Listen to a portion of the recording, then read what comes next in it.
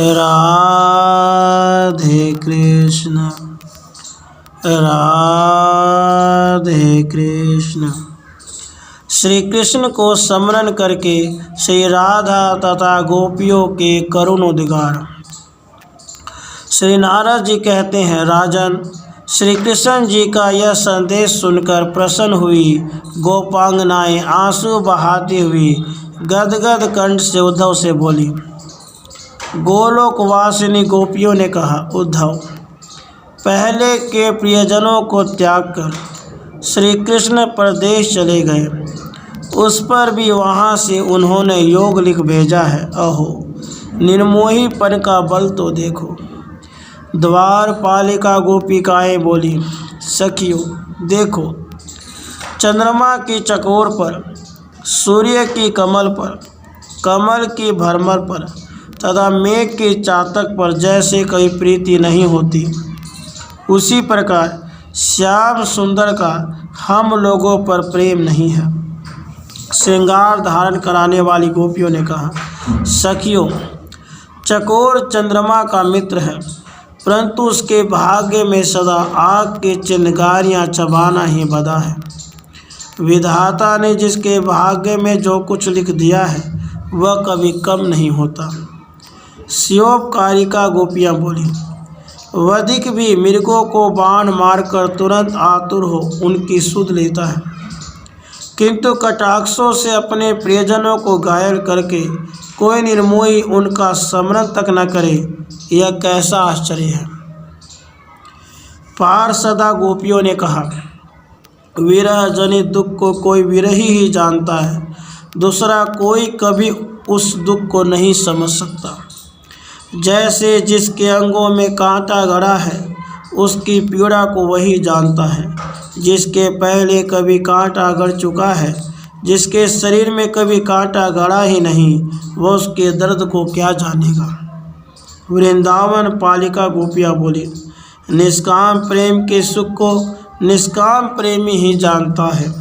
जो किसी कारण या कामना को लेकर प्रेम करता है वह निष्काम प्रेम के सुख को क्या जानेगा। क्या कभी कर्मेंद्रियाँ रस का अनुभव कर सकती है। गोवर्धन वासिनी गोपियों ने कहा, पूर्व वनिताओं से प्रेम करने वाला शैलेंद्री कुब्जा का नायक बन बैठा है, उसे पर्वत एवं वन में रहने वाली स्त्रियों से क्या लेना है, इस विषय में अधिक कहना व्यर्थ है। कुंज विधायिका गोपियाँ बोली, हाय, मतवाले भरमरों के गुंजारों से व्याप्त माधवी कुंज पुंज में से जिनको हम सदा अपनी आँखों में बसाई रखती थी, उनकी आज यह कथा सुनी जाती है। निकुंज वासिनी गोपियों ने कहा, वृंदावन में मतवाले भरमरों के समुदाय से युक्त यमुना तटवर्ती कदम कुंज में धीरे धीरे बलराम ग्वाल बाल और गोधन के साथ विचरते हुए नंद नंदन का हम भजन करती हैं। यमुना जी के युद्ध में सम्मिलित गोपियाँ बोली, कब हमारा भी वैसा ही समय होगा जैसा आज मथुरापुर वासिनी स्त्रियों का देखा जाता है। व्रजंगनाओं, शोक न करो, किसी की भी कभी सदा जय या पराजय नहीं होती। विधाता के हृदय में तनिक भी दया नहीं है। जैसे बालक खिलौनों को अलग करता और मिलाता है, उसी प्रकार वह विधाता समस्त भूतों को संयुक्त और वियुक्त करता रहता है। जो पहले कुबड़ी थी वह सीधी और समान अंग वाली हो गई, जो दासी थी वह कुलीन हो गई, और जो कुरूपिता थी वह रूपवती होकर चमक उठी है। अहो, 4 ही दिनों में वह अपनी विजय के नगारे पीटने लगी है। विरजा युद्ध की गोपियों ने कहा, किसी की भी बाँह सदा प्रिय के कंधे पर नहीं रहती, किसी भी वन में सदा वसंत नहीं होता, कोई भी सदा जवान नहीं रहता, ये देवराज इंद्र भी सदा राज्य नहीं करते हैं। कोई 4 दिनों के लिए भले ही खूब मान कर ले।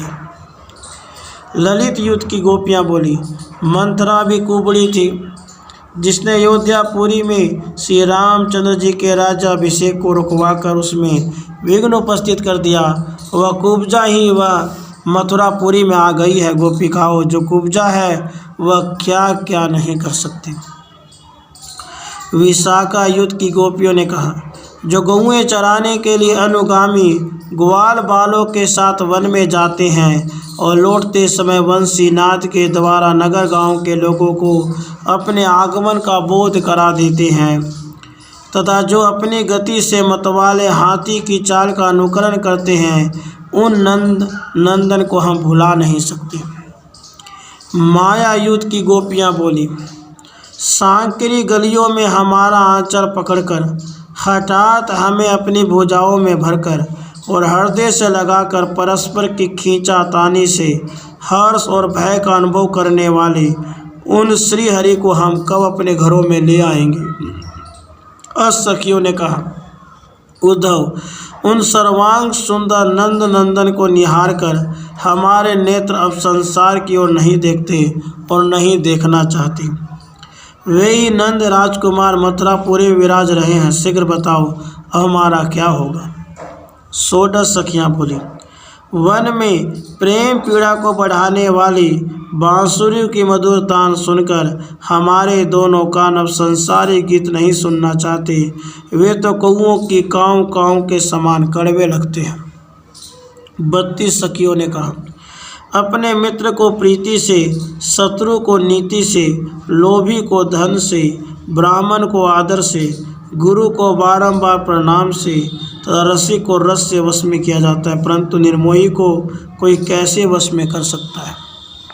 श्रुति रूपी गोपियाँ बोली, जो जागृत आदि अवस्थाओं में व्याप्त होकर भी उनसे परे हैं तथा इस जगत के हेतु होते हुए भी वास्तव में अहेतु हैं, ये समस्त गुण जिनसे ही प्रेरित होकर अपने अपने विषयों की ओर प्रवाहित होते हैं तथा जैसे आग से निकली हुई चिंगारियाँ पुनः उसमें प्रविष्ट नहीं होती, उसी प्रकार महतत्व इंद्रिय समुदाय तथा इंद्रियों के अधिष्ठाता देव समुदाय जिनमें प्रवेश नहीं पाते, उन परमात्मा को नमस्कार है। ऋषि रूपी गोपियों ने कहा, बलवानों में भी अत्यंत बलिष्ठ यह काल जिन पर अपना शासन चलाने में समर्थ नहीं है, माया भी जिनको वशीभूत नहीं कर पाती तथा वेद भी जिन्हें अपने विधि वाक्यों का विषय नहीं बना पाता, उस अमृत स्वरूप परम प्रशांत शुद्ध परात्पर पूर्ण ब्रह्म की हम शरण लेते हैं। देवांगना स्वरूपा गोपियाँ बोली, जिन परमेश्वर के अंश कला आवेश और पूर्ण आदि अवतार होते हैं और जिनसे इस जगत की सृष्टि पालन एवं संहार होते हैं, उन पूर्ण से ही परे परिपूर्णतम श्री कृष्ण को हम प्रणाम करती हैं। यज्ञ सीता रूपा गोपियों ने कहा, ये श्याम सुंदर निकुंज लतिकाओं के लिए कुसुम आकार वसंत है, श्री राधा के हृदय तथा कंठ को विभूषित करने वाले हार है, श्री रास मंडल के अधिपति हैं, वज्र मंडल के ईश्वर हैं तथा समस्त ब्रह्मांडों के महिमंडल का परिपालन करने वाले हैं। रमा वैकुंठ वासिनी गोपियाँ बोली, जिन्होंने समस्त गोपी युद्ध को अलंकृत किया, अपने चरण रस से वृंदावन तथा गिरिराज गोवर्धन को विभूषित किया तथा जो संपूर्ण लोकों के अभ्युदय के लिए इस भूमंडल पर आविर्भूत हुए, उन नागराज के समान परिपुष्ट भुजा वाले अनंत लीला विलासशाली श्री श्याम सुंदर का हम भजन करती हैं। श्वेत द्वीप की सखियाओं ने कहा, जैसे बालक कुकुरमुतों को बिना श्रम के उठा लेता है और जैसे गजराज अपने सूंड से अनायास ही कमल को उठा लेता है, उसी प्रकार जिन्होंने खिलवाड़ में ही पर्वत को एक हाथ से उठाकर अद्भुत शोभा प्राप्त की, वे कृपा निधान श्री व्रजराज नंदन हमें कभी विस्मृत नहीं होते। उधर वैकुंठ वासिनी गोपियाँ बोली, हमारी श्याम वर्णमयी आँखें सारे जगत को श्याममय ही देखती हैं, इन्हें द्वैत तो दिखता ही नहीं, फिर ये योग का सेवन क्या करेंगे। लोकाचल वासिनी गोपियों ने कहा, स्नेह का पास दृढ़ होता है, वह कभी टूटने कटने वाला नहीं है, हम उसे नहीं काट सकती, श्रीहरि के सिवा दूसरा कोई ऐसा नहीं कर सकता, एकमात्र वे ही ऐसे हैं जो नाग पास को काटने वाले गरुड़ की भांति इस स्नेह पास को काटकर मथुरा चले गए। अजीत पदाश्रिता गोपियाँ बोली, हमारे दोनों नेत्र श्री कृष्ण में लग गए हैं। वे दसों दिशाओं में दौड़ लगाने पर भी अन्यत्र कहीं उसी प्रकार नहीं टिक पाते जैसे कमल से जिसकी लगन लगी है वह भरमर अन्य फूलों पर कदापि नहीं जाता। भूमि गोपियाँ बोली, अहो अत्यंत निर्मोही जन का चरित्र अत्यंत विचित्र होता है, वह कहने योग्य नहीं है। मुख से और ही बात निकलेगी किंतु हृदय में कोई और ही विचार रहेगा। ऐसे लोगों को देवता भी नहीं समझ पाते, फिर मनुष्य कैसे जान सकता है। इस प्रकार श्री ग्रंथ संहिता में श्री मथुरा खंड के अंतर्गत नाग बहुला संवाद में श्री कृष्ण की याद में गोपियों का वचन नामक 17वां अध्याय पूरा हुआ। राधे कृष्ण राधे कृष्ण।